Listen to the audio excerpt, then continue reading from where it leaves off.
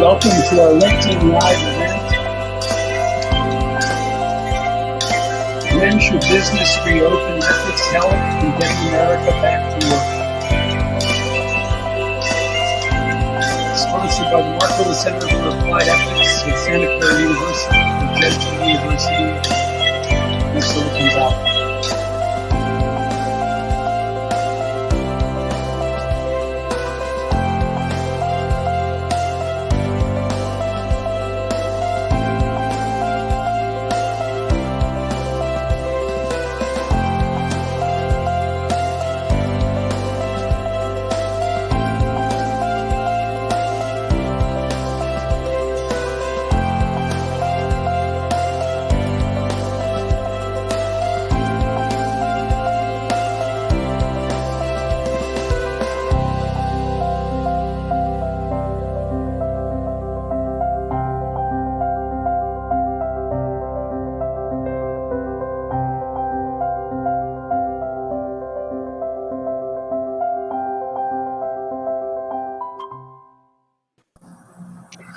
Welcome to all our audience. Great to have you with us today for our LinkedIn Live event, When Should Businesses Reopen?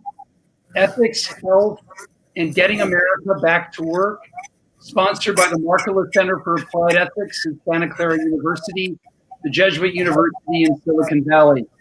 At the Ethics Center, we like to say that, like birds, ethical issues are everywhere.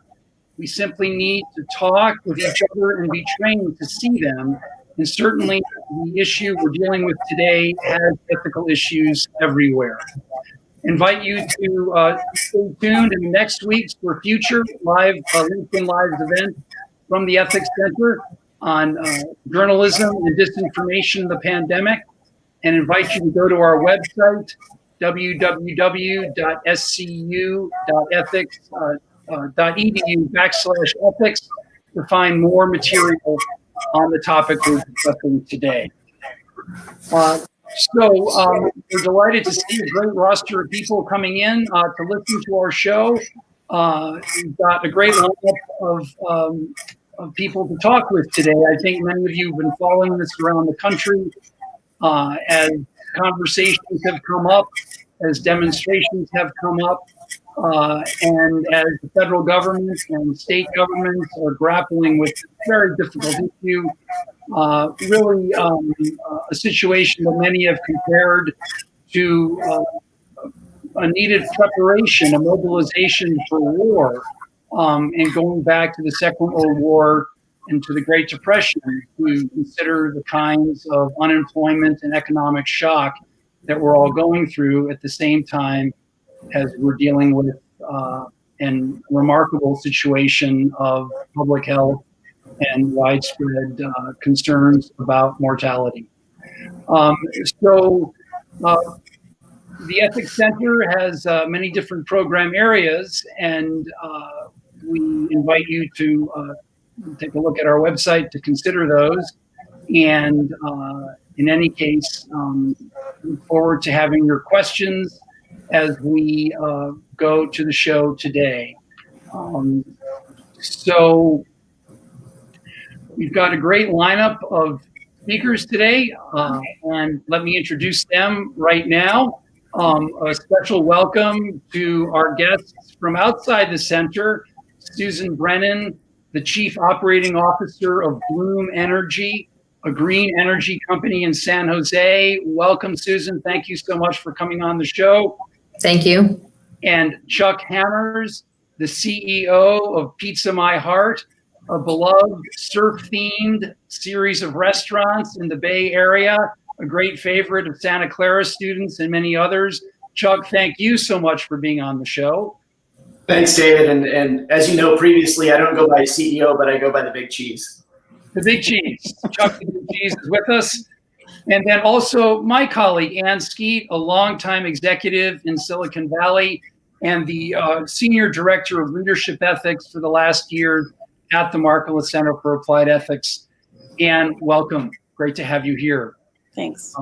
So to get us started, after that very brief introduction, I'm wondering if each of you could talk a bit about your experiences in the last months in businesses in the case of Chuck and Susan, and in your work at the Ethics Center in responding to the pandemic. And in the course of it, Chuck and Susan, wonder if you could introduce our audience to the nature of your business, the size, revenue, numbers of employees, things like that. So Chuck, if I could invite you to get us started, please. Sure. So I've got 25.99 restaurants here in the Bay Area. And we've closed 2 of them. We closed the Valley Fair Mall, obviously, and we also closed the San Jose Airport one. And I say 0.99 because we were within days of opening a new one in Cupertino, and we can't get the final permits. So that one's kind of sitting in limbo. So 23 are operating. Our business got whacked, and we've got a lot less revenue right now. And we've laid off 162 people, which is really sad for me. But we're still operating, so that's good that we're still getting a lot of work to our employees.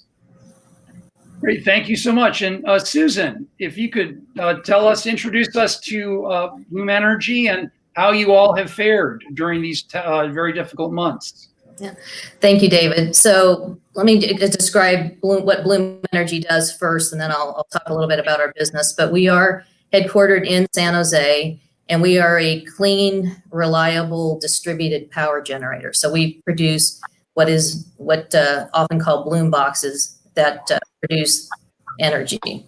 And as such, since we provide electricity to hospitals, data centers, grocery stores, we have been deemed an essential workplace, both on the West Coast and the East Coast. Now, however, that means our factories are working, but the majority of our employees are still at home.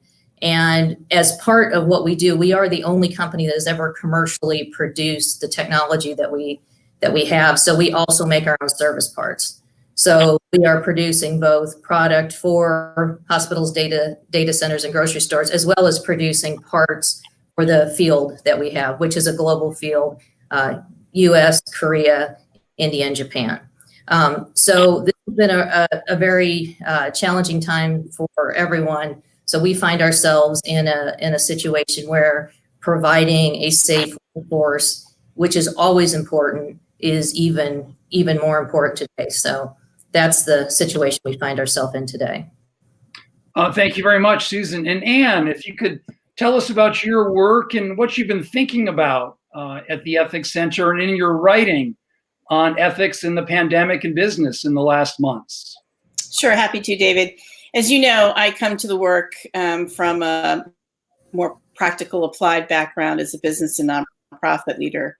And I guess in this moment, I just have tremendous compassion for people who find themselves in leadership positions in the middle of a global pandemic that has arrived at one of the most polarized times in our history. So I've been trying to write to encourage ethical leadership practices, and to really honor what I'm seeing from so many people in leadership positions, which is a prioritizing of the common good and a real commitment to it. And I've also been observing a bit about how the wisdom of followers is carrying us through. I think people are doing an excellent job of determining who are the most effective leaders to listen to. Great. Well, thank you very much, all three of you, giving us a nice sense of your work and some of the initial great challenges you've been facing. Why don't we move into this question at kind of first a sort of more general level, the whole issue of whether to reopen, if that's even the right term, the economy, reopen businesses, has been on the radar for really the last couple of months. The president had talked about this as initially wanting it to happen by Easter. Of course, that's passed. It's a debate going on around the country. It's been framed often as the sort of the cure can't be worse than the disease, or government versus freedom, or profits versus lives. Do you agree with those framings, or how do you frame the challenge, the dilemma we're facing right now as a country in looking at how to restart the economy in this time of the pandemic? And Chuck, if I could go to you again, please, to start us off there. So yes, we would desperately love to be open fully and have the dining rooms open again. We are partially open. We're doing delivery and takeout, but like I said, we laid off 162 people. I would love to get them back to work. That's our number one job that we want to do. So, but I also look at this as it's not a binary decision. It's not a yes or no. There's something in between, because we also have to make sure that our people are safe. And I don't know that that happens by just saying, okay, the restaurants are open. So I think it's going to be something gradual, and that's what's going to work best in our case is maybe it's a restaurant's open and we can allow 15 or 20 people in the restaurant at the time. We don't know, but we're not saying this is one versus the other, open versus closed. I think it's going to be something of a slide back in. Great, thank you. And Susan. Yeah, to build on what Chuck is saying, I don't think anything in today's world is binary. So I've run manufacturing facilities for most of my career, over 30 years, and the safety component of running a manufacturing plant is the base of the pyramid. So whether it's working with stamping presses or forklifts and dealing with that level of safety, this is a new level of safety. And it's managing both assuring the employees are safe based on the data that keeps coming in, and the data changes and the rules change. So it's one, maintaining and being very, very flexible and making sure that you're tied in to the right sources, as Ann was talking about, to make sure that you're providing the physical safety for the employees. But there's another aspect of what I call psychological safety. And I'll just use an example of that. So since we have been deemed an essential provider, our employees were out on, this has been now the 7th week, if you remember back to St. Patrick's Day. So if you're one of 10 cars on 101, that can be a really intimidating place to be, combined with the information that's coming to our employees. And the number one thing our employees wanted was a letter that if they got pulled over by a police officer saying that they were an essential employee. So it's the things that you think about, but it's the things that you don't think about, really providing that very, very safe environment where the employees are safe from a physical standpoint, but also psychological, that you're listening to everything they have to say and immediately providing what they ask for, as long as it makes sense, and it almost always does. Thank you. And Ann, and how are you thinking about how this issue is framed and ought to be framed? Well, as you know, there's lots of different frameworks we use in thinking about ethics. For this moment, I like the ethics of care, because it really talks about balancing care for yourself with care for others. And I think that's our primary obligation right now. And it also is more focused on how we're doing that and a little less focused on outcomes, which I know is a more traditional, kind of goal orientation for someone in leadership. But right now, the outcomes are very uncertain. So it's good to be focused on the things we can control and contribute to, like our care and the care for others. I also think this is a moment when leaders are really so aware of the fact that even though they're used to thinking of the decisions they make and the work they do for just their sole entity, whether it's a company, a nonprofit, a municipality, we're all connected to one another. And so you really can't make a decision right now in a vacuum. You have to be aware of those connections and the impact that you're having on society and that society is having on you. And you mentioned the word care, and that moves us a bit squarely into questions of value and ethics. And I'm wondering, for all of you, as you've gone about either thinking about partial reopenings, thinking about the possibilities of more full reopening, thinking through all these questions about safety and your employees and other matters, have you been guided by, say, 3 to 4 key values as you've gone about doing that? Do you have a mission statement that's been guiding you, a way of thinking about leadership that's been guiding you? I'm wondering if you could fill us in on your process and values as you approach these big questions. And Susan, why don't I start with you this time? Okay. So I spoke about physical safety and psychological safety, but I would say the framework, the most important framework is respect, and respect for the individual, and trust. And these are not the kind of themes that you build the day that a crisis happens. It's the building over time of the trust and the respect and the communication platforms in the organization. So I never ask anybody to do something I wouldn't do myself. So you may not be able to tell, but I'm sitting in my office today in the factory. I follow all the same practices. I get my temperature taken, and if there was someone here in the room with me, I'd have a mask on. When I leave here, I have a mask on. I really think it's important that, I mean, I'm in a fortunate place where I am able to show up. And although most people don't see me because I don't walk around the factory right now like I would have normally, they're aware that I'm here. I do videos.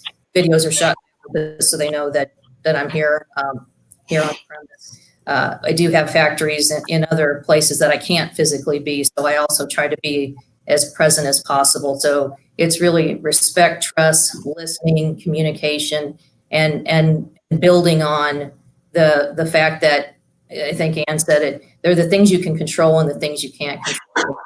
A good job of the things that are in your control so that you have the time and the space to manage the things you can't. Thank you. And Chuck, I'm wondering how you and Pizza My Heart, in terms of values questions, are approaching these big decisions.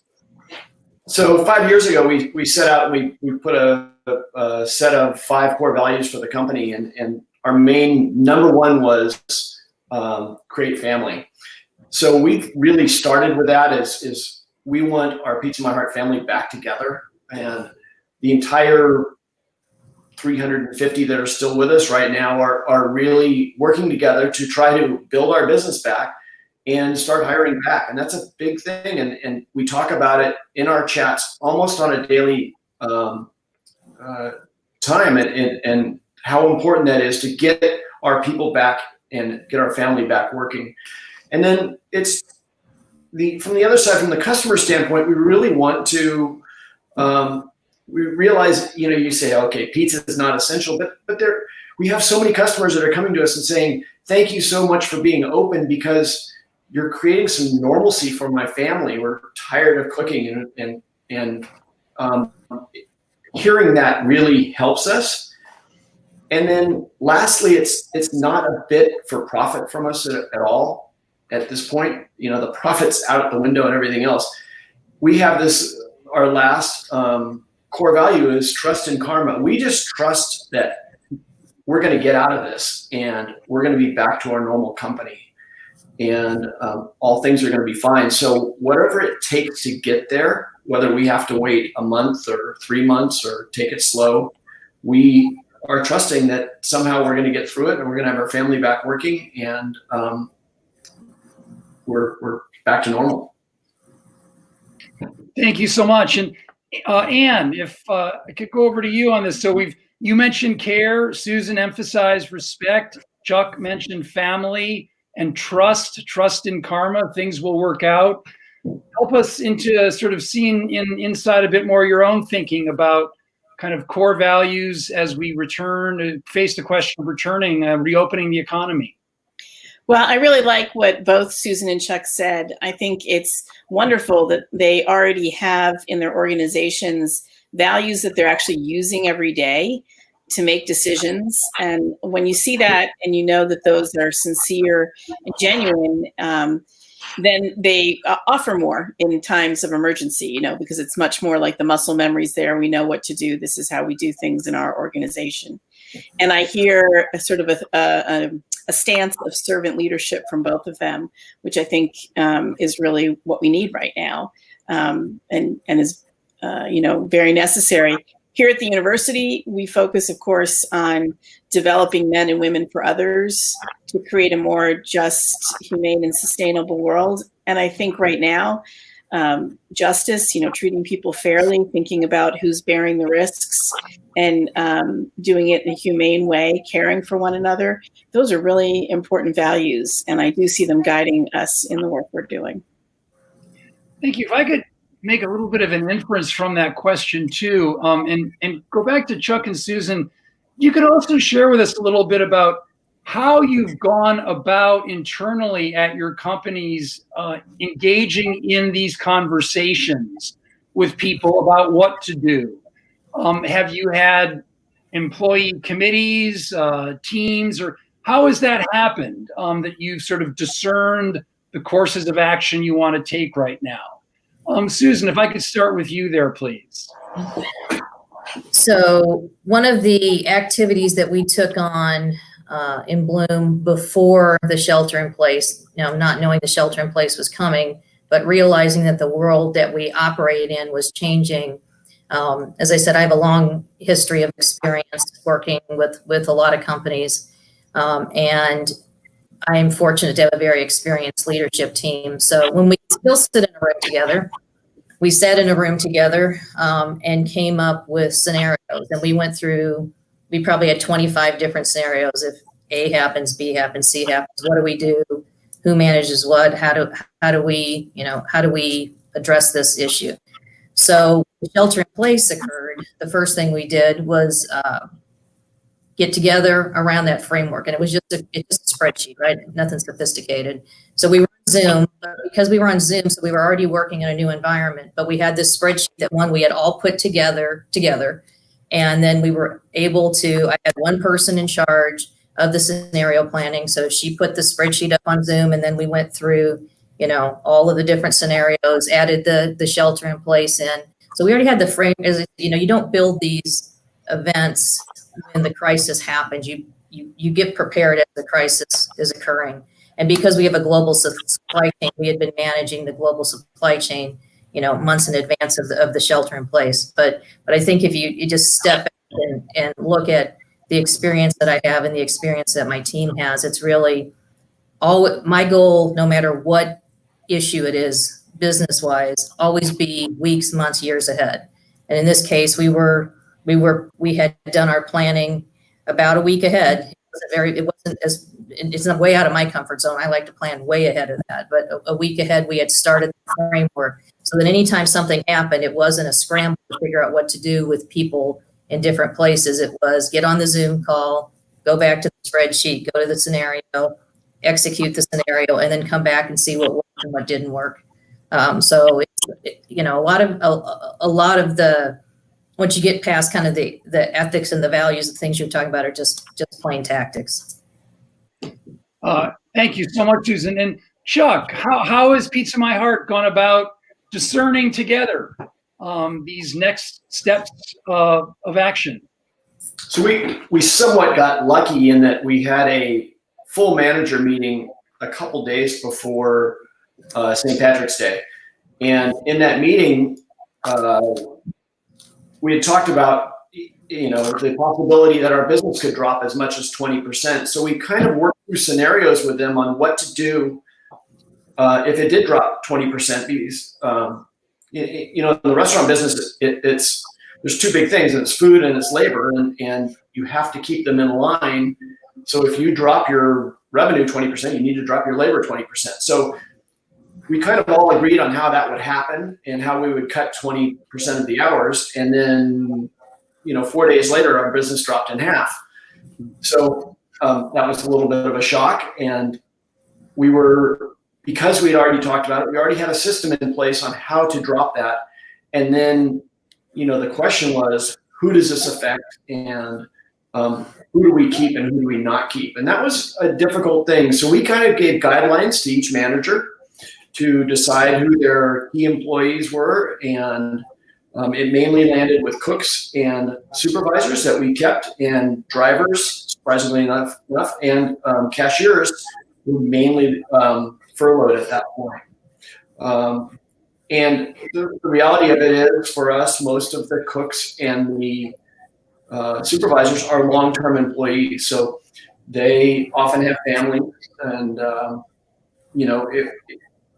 from an ethical standpoint, I would, I guess, prefer that they would keep the money coming in, although money is important to everybody. I'm still sad that many of the cashiers, including my daughters, got furloughed out. But we got lucky in that we were set up and that we were able to pivot almost immediately, because that in the end saved a tremendous amount of cash for the company and has kept us going. Thank you very much. And I invite our audience, please, to keep submitting your questions, and we'd love to bring them into this conversation as we go. Let me also ask here, there's been a long debate in business in the last years over sort of shareholders versus stakeholders. And to whom is a company responsible, finally? And with this pandemic, I think this question comes back to us anew, especially because there's, in a sense, very little control we have over how our actions might lead to some chain of causation and infection way down the line. And we also see with the pandemic how communities of color are bearing a disproportionate burden of infection and death. So I'm wondering, does a business in a stakeholder sense have a responsibility to those who are bearing the greatest burden of this disease as it courses through our society? And Anne, let me go over and start with you on that one, and then I'll circle back. Sure. I think we do have a moral obligation to take care of those people who are suffering the most. And I've really, again, been very encouraged to see American values kind of coalescing around this idea of making sacrifices for the greater good and being concerned about the welfare of others, particularly the most vulnerable and marginalized. So we're seeing real tremendous response to care for the homeless community.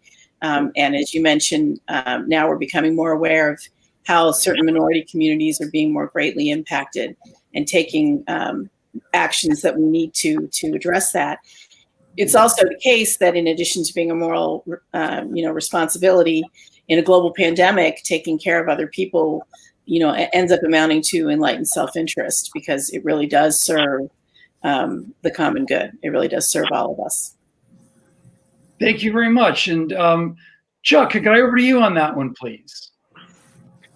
So I'm somewhat lucky in that my little bubble kind of fits with that.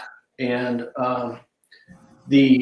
when I look at who got laid off, and it was mainly cashiers who often tend to be college or high school students living at home, I don't think they fall into the need like a lot of our cooks who are longtime employees that work a lot of overtime and that have families that are depending on them and are getting hit by this in a much harder fashion, that they're still working for us and we're still getting them at least full-time hours. So to me, the chips fell correctly for us, and we were somewhat lucky that we were able to do that in our little bubble. But I completely agree with what you're saying on a societal standpoint.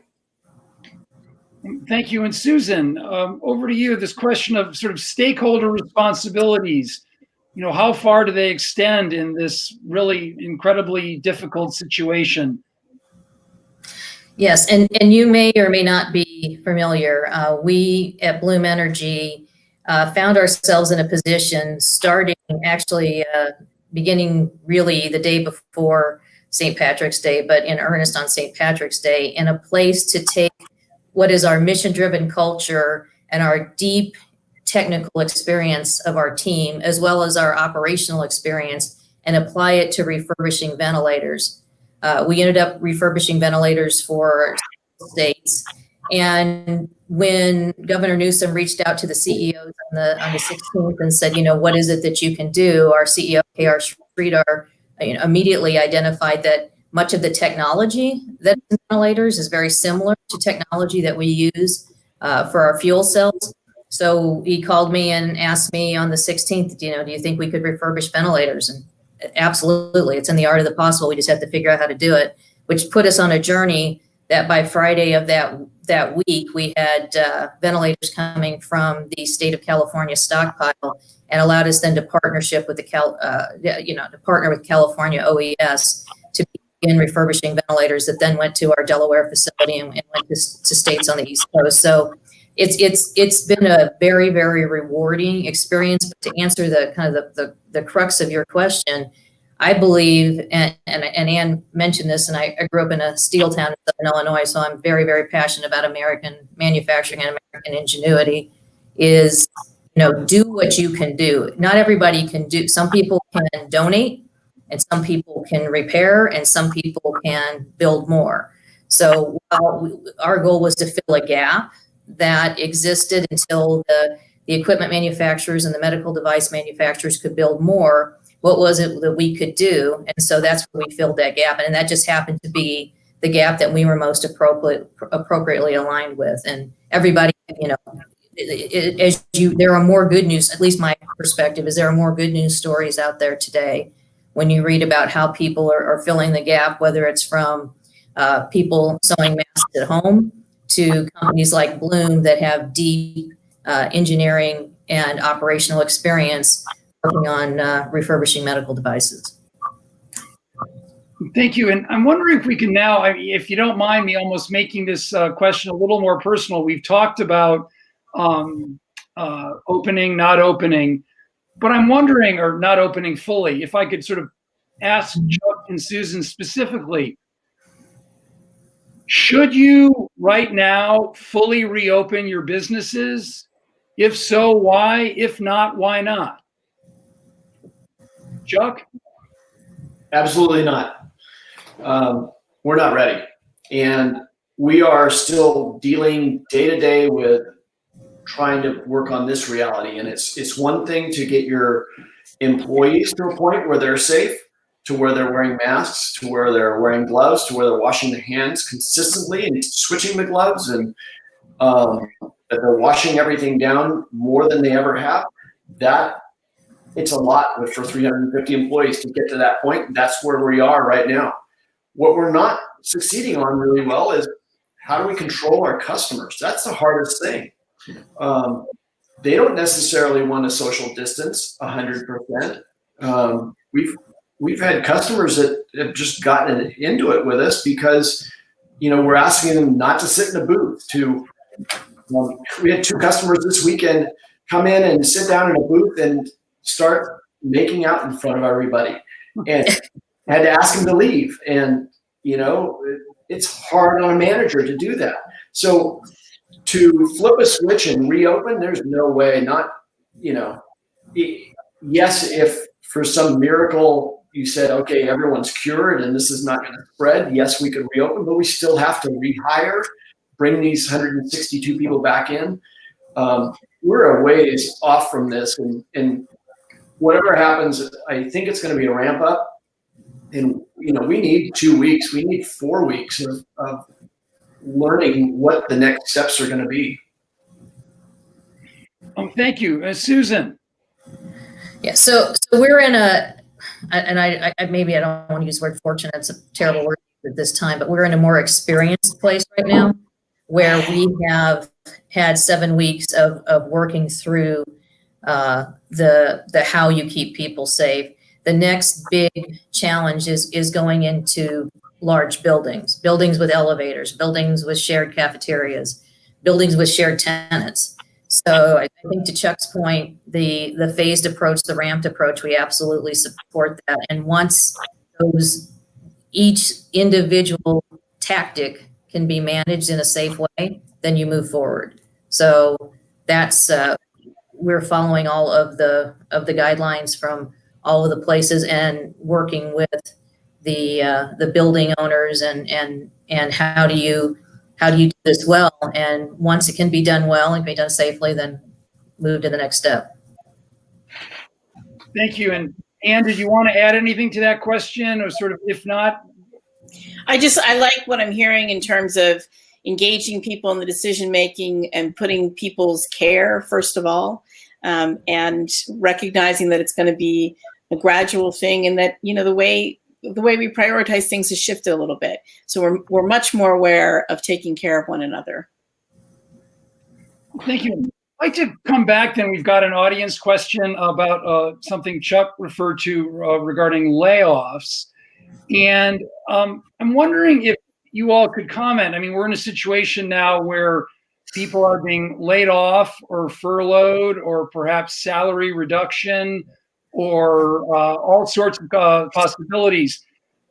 How are you going about making those decisions? Is it in terms largely of seniority, reliability, productivity, someone with a family, someone in need?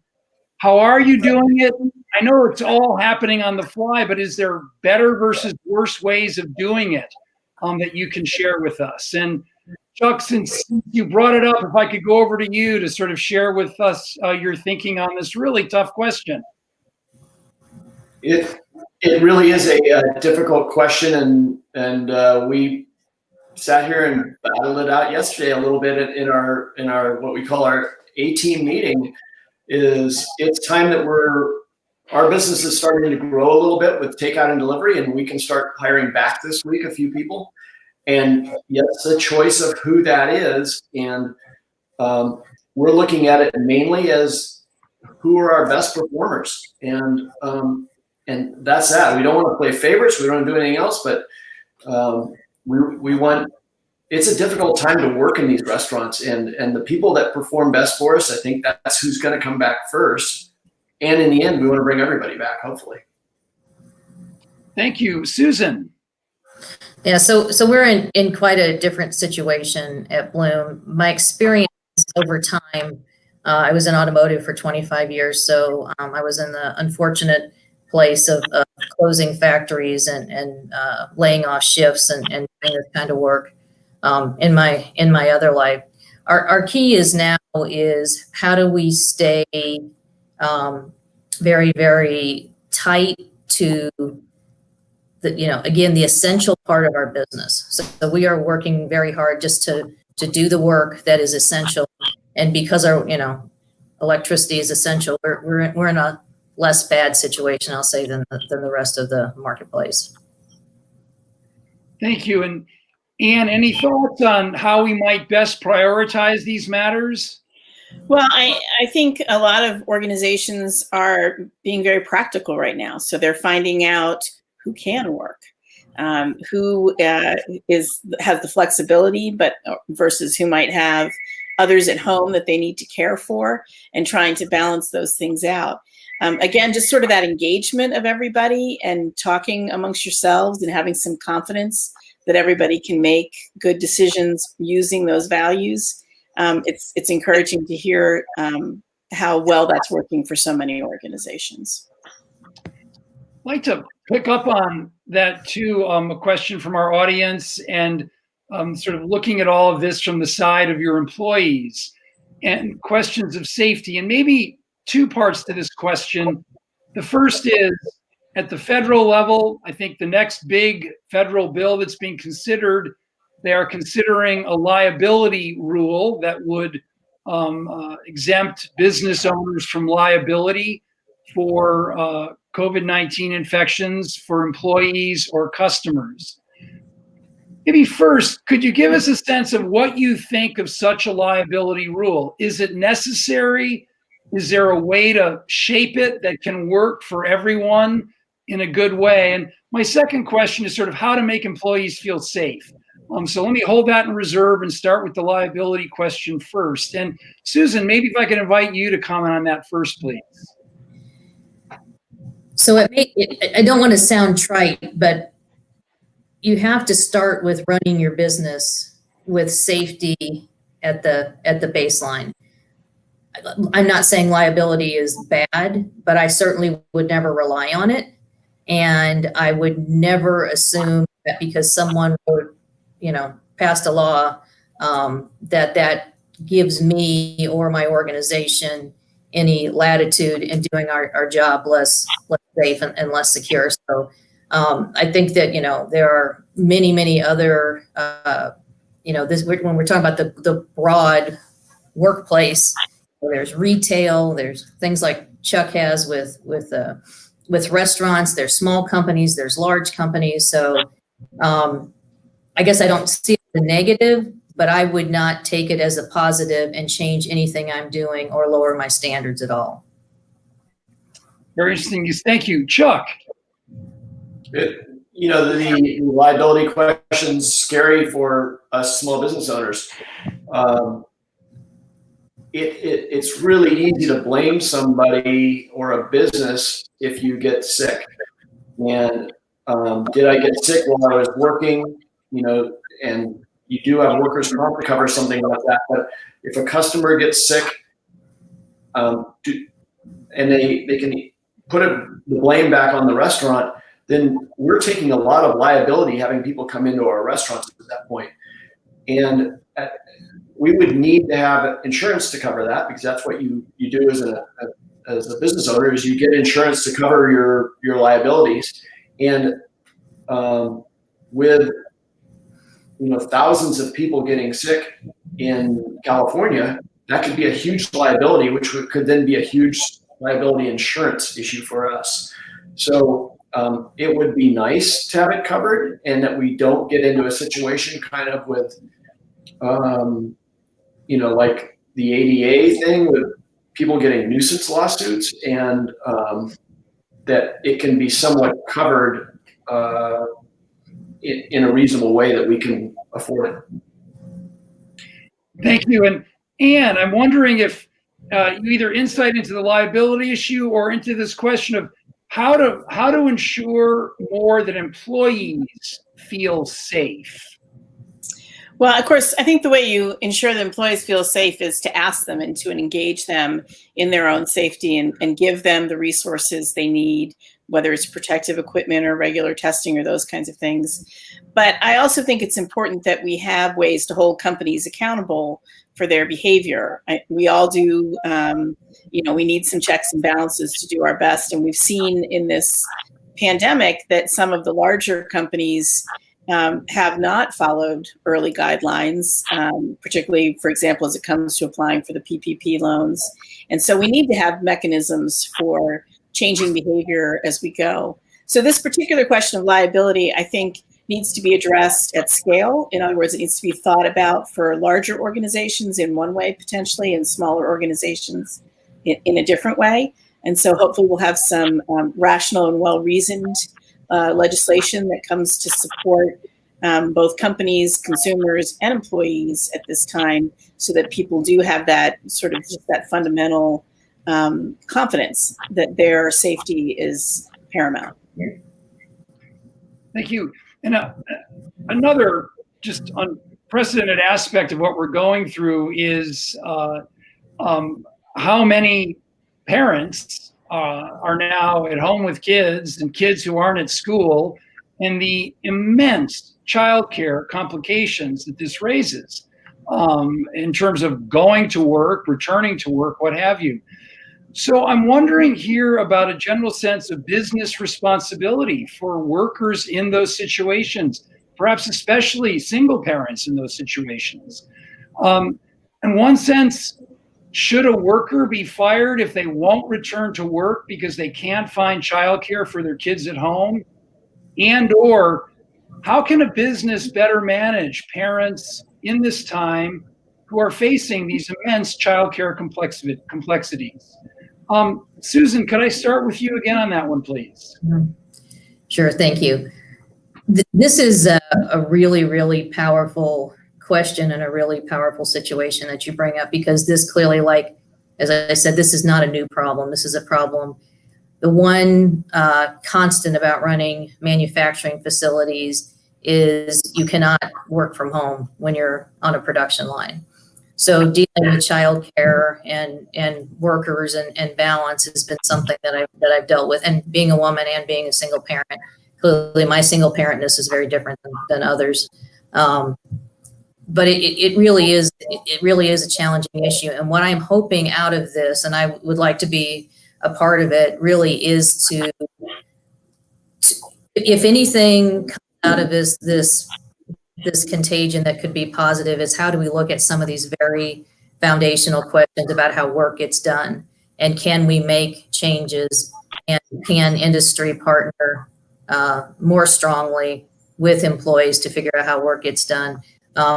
Most people, because of the world that I've been in for the last 30 years, they know if they're coming to work a production job that they have to have childcare. It's not something that's optional. But it's a true, really fundamental issue, and I believe it drives all kinds of other unintended consequences to women in business and women in the workplace. So I didn't answer the question directly, but I do believe that this is now getting the proper focus just by you asking this question, and that we can move forward as a society 2.0 or whatever you want to call it, post this, to really address this foundational issue. Thank you very much. And Chuck, you spoke so movingly of Pizza My Heart's notion of family, and I'm sure these questions of your employees' families only add to the kind of moral importance of your thinking in this regard. So how do you and Pizza My Heart address these tough questions? Absolutely. When you posed the question and you said fire somebody because they don't have childcare, I cringed. For us, I wasn't suggesting it at all. For us,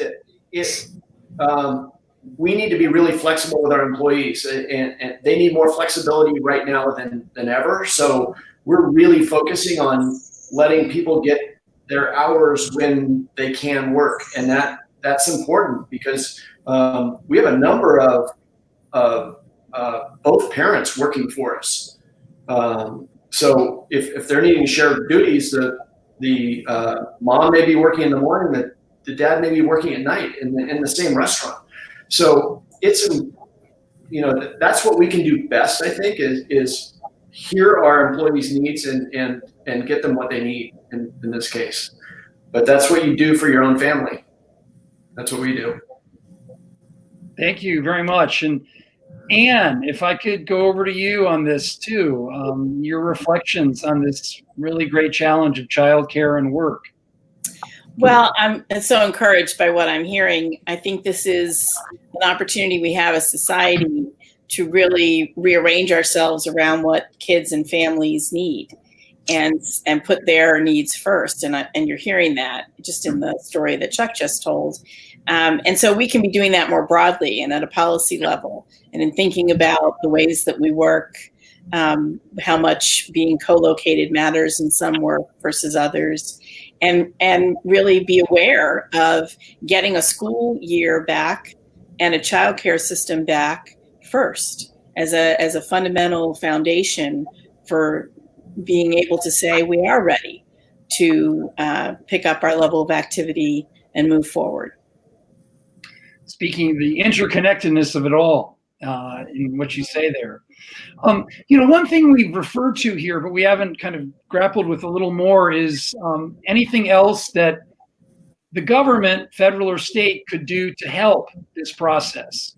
So I'm wondering in particular about the paycheck protection programs, and whether either of you have had experience with those, Chuck or Susan, your assessment of them. And then from the three of you, if you have any sense of what you'd really like to see either the federal or state government doing to assist your business in becoming more fully operational. Chuck, could I go to you on that first, please? Yeah, so I was very up to speed on the PPP as it was coming out before it was passed. I spoke with a number of local congressmen. Jimmy Panetta out of Monterey has been really helpful. I banked with Wells Fargo since I was 9 years old and have been loyal to them. And they were one of the ones that somewhat stumbled with this. And, I followed it, and it looked like it was the application process would be open on a Saturday morning. I forget what Saturday it was. I stayed up every night, checked it, because knowing at East Coast time, they could open it up. And I applied in the first hour that it was available. Wells ran out of money first, and I did not get in because they chose to do all smaller people. And now I'm in round 2. I still haven't heard. I get a blank email from them. I mean, not blank, but just the same email from them once a day that says, hey, you're still in line. So it's frustrating because it will make or break my business whether this comes in the end. And that's frustrating. So what could the government do? I would love for the government to say, look, this is not going to run out. and it's going to happen. But to sit there and watch your email each day and know whether it's going to come in or not is really frustrating, because it's incredibly hard to plan a business over the big unknown. Chuck, if I could ask, when you say make or break your business, could you share with us a little more, like what you concretely mean by the importance of that support? It is. I mean, the PPP is meant to bring back those employees that I have laid off. So I can't plan whether to bring them back or not. Like, we're sitting here with how do we find out who's still available? I don't want to tell some of these people they're coming back if I don't know that the money's going to be there to bring them back. So that's the unknown. Well, I would love to have these folks back, but without the PPP, that's not possible. Great, thank you. And Susan, your either experience with the Paycheck Protection Program or your sense of it as someone a long-time executive in management and manufacturing. Yeah, so I don't have direct experience with it because we are in a different situation. What I have had direct experience with over the last 7 weeks is working with the emergency management organizations in California and some East Coast states. So I've had the perspective that I have of what's happening now. I've had very good working relationships as part of the ventilator program. It's allowed to build some really healthy partnerships in the states, and I just want to applaud the state workers that I've worked with. They're doing an incredible job in 6 days a week, 7 days a week, all hours of the day. So a different perspective, but I think Chuck has the much stronger perspective on PPP. Mine is more about working with the people who are trying to keep communities safe and trying to set the standard to reopen the economy. The one thing that I think would be helpful, I'm a pretty pragmatic person, and I work with a lot of pragmatic people, is when the people who are making the decisions talk about this data has to be at this place. And maybe I'm dating myself, but going back to the Ross Perot days, some really simple charts and graphs that say, this is where we are today, this is where we need to be, and this is the line getting there. I think people really just want straight data. Yes, no. I've always found in managing large groups of people that people would rather just know the answer, even if it isn't the answer they want to hear. If they just want to know yes or no. So I think that if I could give any advice to the people who are making decisions, be really clear about yes versus no, and then show the past somehow visually. People are very visual. We're all on Zoom. We're all on social media and watching TV. Put together some simple charts and graphs of what 14 days without an increase looks like. Where are we? So that date is kind of nebulous without doing some tactics and some visuals behind it. Thank you. And Ian, any sense on your part, either your sense of the PPP program or your sense of what you'd really like to see the government doing to foster the reopening of the economy? Right. I think we're really at a moment of truth for the banking industry and financial services that's been in the making really since the Great Recession. And we're seeing again here how there's just kind of this unfortunate misalignment between their ability to understand and meet the need in the moment, in this case, small businesses first as a priority. And so government, the federal government needs to potentially get more heavy-handed there.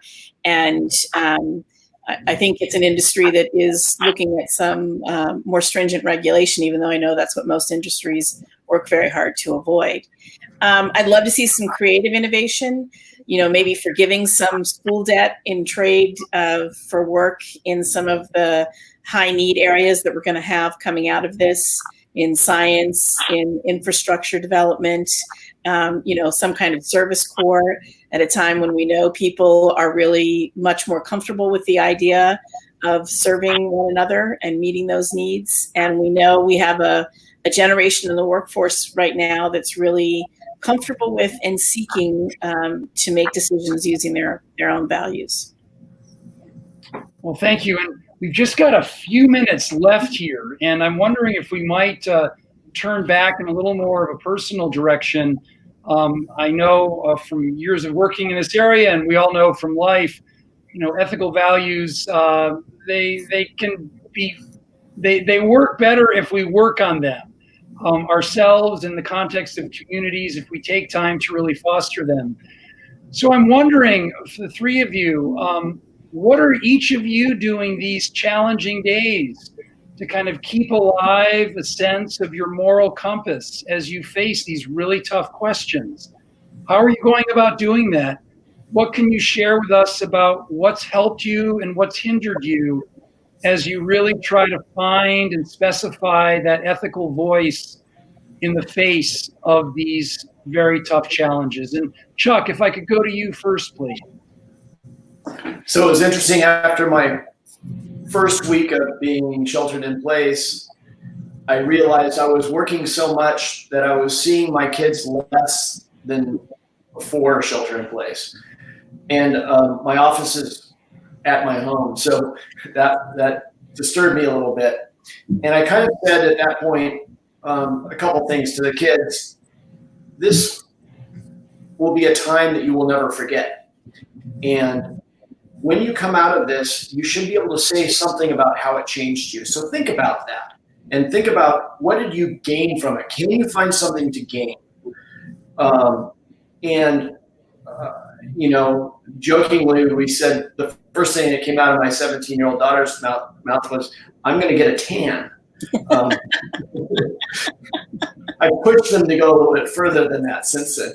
But, I've said to myself, I want to stay healthy through this. We all do. But I want to make sure I take care of myself. I get time away from the business, time to either exercise or spend time by myself, or just doing a jigsaw puzzle to decompress, because it can be all encompassing right now. So that's kind of what I'm focusing on.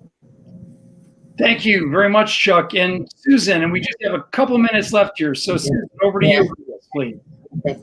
Yeah, so I'm working very hard on being an empathetic parent. So I always tell people it's very hard being my child. I have a high stress job. I travel a lot.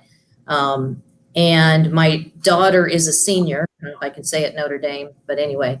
And so she's not getting a prom, she's not graduating, trying to figure out her college, because I had told her that we would go visit some of the campuses, and the campuses are out of the country.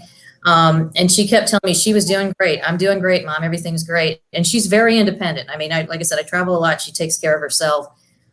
She wasn't doing as great as I thought she was. I went to a parent event, and we on Zoom, and we were all talking, and I'm like, "Oh, my daughter's great." And all the other parents on the thing said their daughters weren't doing great. So I went home that night and I said, "Are you really doing okay?" And then she kind of told me, "No, I'm just I'm trying not to add any more stress to your life." And so she's really, really struggling, and I was not there to help her through, a rough 6 weeks. I think I'm on week 7. I'm trying to do a better job now, and being more respectful of her, and recognizing that when she says she's okay, she really isn't. So that's what I'm gonna, if I learn anything out of this, of course, she's my last one and she's 17. I guess, maybe I'm learning it too late, but I'm working on being much more empathetic with my own kids.